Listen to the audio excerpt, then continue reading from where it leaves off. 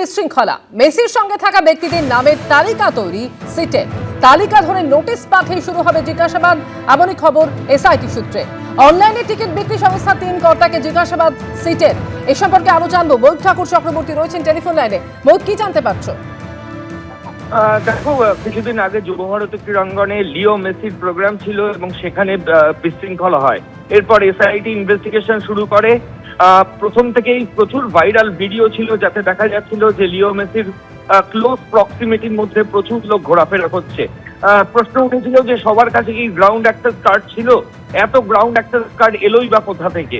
গতকালই এসআইটির তরফ থেকে যেটা বলা হয়েছে যে যা গ্রাউন্ড অ্যাক্সেস, শতদ্রু জানিয়েছিল যে 150 জনের গ্রাউন্ড অ্যাক্সেস কার্ড সে রেডি করেছিল, কিন্তু একজন প্রভাবশালী তাকে ওভার পাওয়ার করে সেই 150 সংখ্যাটাকে প্রায় 3 গুণ বাড়িয়ে দেয় এবং তারপরই এই যাবতীয় বিশৃঙ্খলা তৈরি হয়।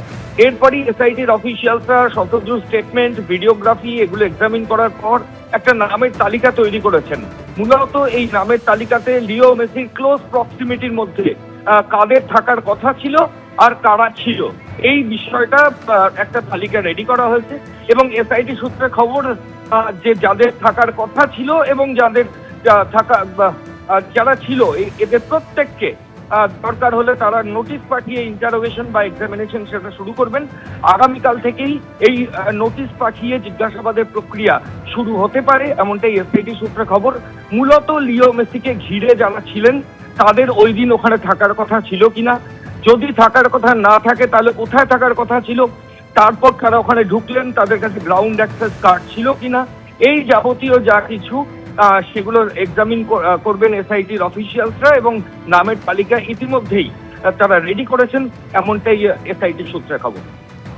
ধন্যবাদ ময়ূক। অর্থাৎ তালিকা ধরে ধরে নোটিশ পাঠিয়ে জিজ্ঞাসাবাদ করা হবে তাদের, যারা মেসির সঙ্গে সেই সময় ছিলেন এবং সেই সময় থাকা ব্যক্তিদের নামের তালিকা তৈরি করা হচ্ছে এসআইটি সূত্রে, এমনই খবর। অনলাইনে টিকিট বিক্রি সংস্থা 3 কর্তাকে জিজ্ঞাসাবাদ সিটের।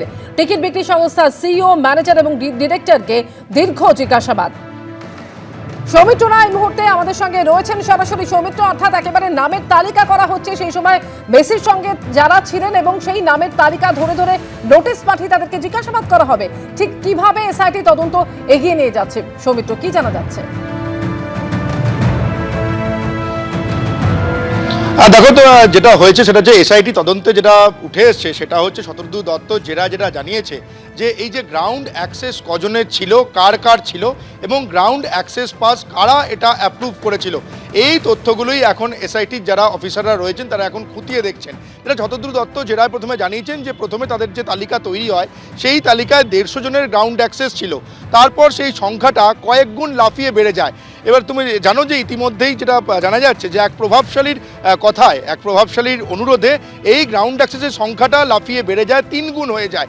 অর্থাৎ এসআইটি তদন্ত যারা অফিসাররা রয়েছেন তারা এখন জানার চেষ্টা করছেন যে মেসির মতো হাই প্রোফাইল একজন ফুটবলার, বিশ্বজোড়া যার খ্যাতি রয়েছে, তিনি যখন যুবভারতী ক্রীড়াঙ্গনের মাঠে প্রবেশ করবেন সেখানে 150 জন যদি সংখ্যাটাও ঢোকে সেক্ষেত্রে 150 জনের সংখ্যাটাও অনেক বেশি, সেক্ষেত্রে 150 থেকে সংখ্যাটা বেড়ে গিয়ে 450 জন হয়ে গেছে। অর্থাৎ এই যে 450 জন কারা কারা মাঠে ঢুকেছে, তারা গ্রাউন্ড অ্যাক্সেস পাস কাদের থেকে পেয়েছে, কারা তাদেরকে গ্রাউন্ড অ্যাক্সেস পাস ইস্যু করেছে, এই বিষয়গুলোই এখন আন্ডার স্ক্যানার হয়ে পড়েছে এসআইটি তদন্তকারীদের, তারা যারা তদন্ত করছেন সেই এসআইটি তদন্তকারী অফিসারদের।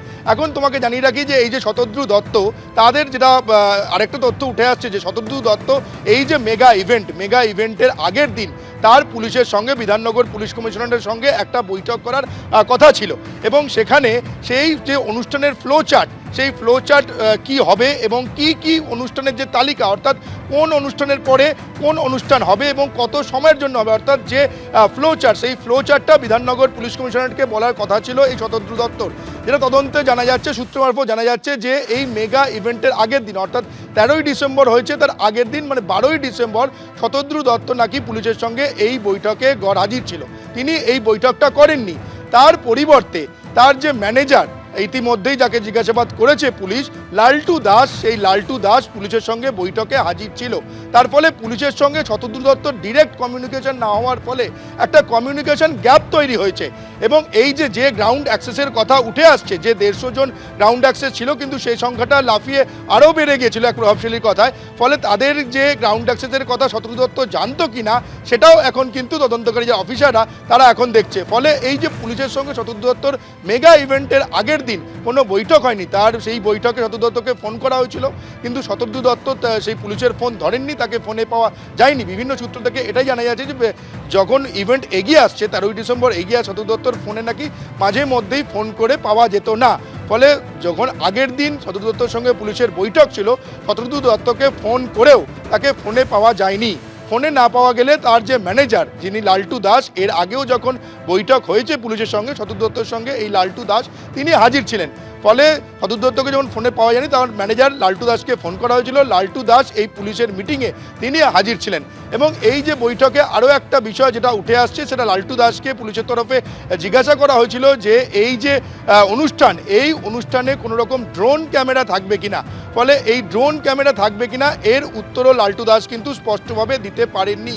তার কারণ হচ্ছে লালটু দাস তাদেরকে জানিয়েছে যে যারা এই অনুষ্ঠানের ব্রডকাস্টার ছিল, যারা সম্প্রচার করেছে, সেই কোম্পানি জানে যে ড্রোন ক্যামেরার বিষয়টা। ফলে এই যে সিট তদন্ত করছে, সেই সিটের তদন্তে বিভিন্ন প্রশ্ন উঠে আসছে এবং তার সদুত্তর খোঁজার জন্য শতদ্রু দত্তকে দীর্ঘক্ষণ জেরা করে এসআইটির যারা অফিসাররা রয়েছেন তারা জানার চেষ্টা করছেন। অমৃতা। সৌমিত্র, তোমাকে আপাতত ধন্যবাদ। অর্থাৎ এই যুবভারতী কাণ্ডে এসআইটি গঠন করার পর দ্রুত গতিতে তদন্ত এগিয়ে চলেছে। অন্যদিকে এই যুবভারতী কাণ্ডে ফের মুখ খুলেও মন্তব্যে নারাজ মন্ত্রী সুজিত বসু। সরকার তদন্ত কমিটি করে দিয়েছে, এ বিষয়ে এখনই কিছু বলবো না, তদন্তে কি উঠে আসে আগে দেখি, মন্তব্য করেছেন দমকল মন্ত্রী। মেসির মূর্তি নিয়েও সমালোচনা হচ্ছে, কিন্তু মূর্তি পছন্দ হয়েছে মেসির, দাবি করেছেন সুজিত বসু। মূর্তি নিয়ে দু একজন নিন্দুক মন্তব্য করেছেন, মেসি নিজে মূর্তির প্রশংসা করেছেন, পছন্দের তালিকায় প্রথম দিকে রেখেছেন, দাবি করেছেন দমকল মন্ত্রী।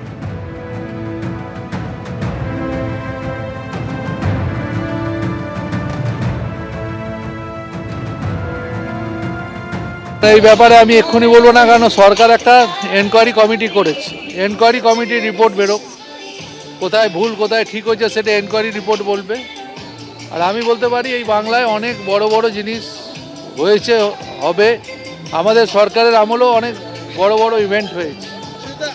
আর মেসির সফর যেটা হয়েছিল, সেখানে যেটা স্টেডিয়ামে প্রবলেম হয়েছে সেটা নিয়ে তো দেখা হচ্ছে, মুখ্যমন্ত্রী কমিটি করে দিয়েছে, ওই নিয়ে কিছু বলবো না। স্ট্যাচুটা ওনার ভালো লেগেছে, উনি প্রশংসা করেছে। প্রশ্ন কেউ করেনি, দু একজন নিন্দুকে সবসময় করে, কিন্তু মেসি নিজে ওটা প্রশংসা করে 1-2 নম্বরে ওই ছবিটা রেখেছে। এদিকে যুবভারতী কাণ্ডে ফের সরব বাইচুং ভুটিয়া। কলকাতার ঘটনা দুর্ভাগ্যজনক একথা বলছেন বাইচুং ভুটিয়া। সেই সঙ্গে তিনি এও বলছেন, খেলার ইভেন্টে রাজনীতিবিদ বা ভিভিআইপিদের মাতামাতি করা উচিত নয়। সারা দেশেই খেলার ইভেন্টে খেলাকেই সবথেকে বেশি প্রাধান্য দেওয়া উচিত। কলকাতার ঘটনা একটা শিক্ষা, ফ্যানরা শুধু মেসিকেই দেখতে এসেছিলেন, মন্তব্য বাইচুং ভুটিয়া। আই থিঙ্ক যে হয়েছিল অনেক আনফর্চুনেট হয়েছিল কলকাতাতে, and I hope not just Bangla, সারা ইন্ডিয়াতে I hope lot of people, specially political bureaucrats, when sports event থাকলে আই থিঙ্ক স্পোর্টসকে প্রায়োরিটি দিতে হবে। I think lot of times বড় বড় স্পোর্টিং ইভেন্টস অক্রস ইন্ডিয়া হয়, but there are lot of political speeches, তারপরে চিফ গেস্ট থাকবে, handshake করবে। I think that is not necessary. দর্শক, fans and players and everybody is coming to watch the sport, and I think the sport should begin rather than wait for VIPs to come, handshake করার জন্য, speech দেওয়ার জন্য. And I hope this is a lesson which we will learn. And it was good to see not just Kolkata but across different cities, fans wanted to just see the sporting event, just wanted to see Messi and nothing else. So I hope this trend, I hope we will change and carry on. ABP Ananda, এগিয়ে থাকে, এগিয়ে রাখে।